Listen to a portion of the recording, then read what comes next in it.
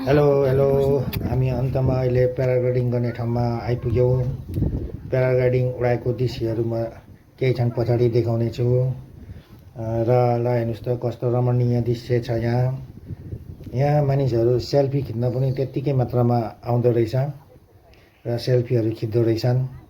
यस्तो रमणीय ठाउँ चाहिँ किन नआओस् होइन। आमाम कति रमाइलो। तल सप्तकोशी नदी बगेको देखिन्छ, हरियो चाउर त्यही माथि अग्लो ठाउँमा। ल अब प्याराग्लाइडिङको लागि उडान भर्नको लागि सबै तयारीहरू रहिरहेका छन्। अब केही क्षणमा नै प्याराग्लाइडिङहरू उहाँहरूले गर्नुहुन्छ र त्यो दृश्यहरू पनि हेरौँ है त।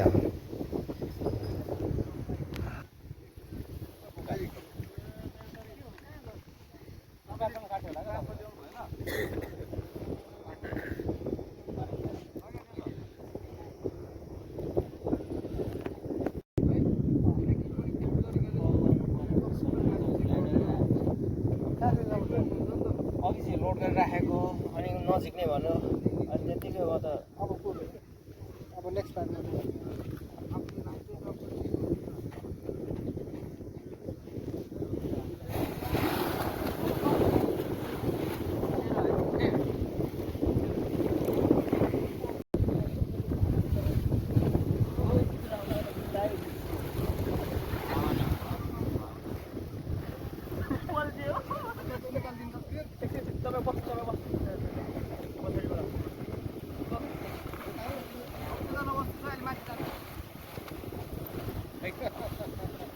मलाई त हिँड हिँड भन्दैछु, म त जानु पर्यो।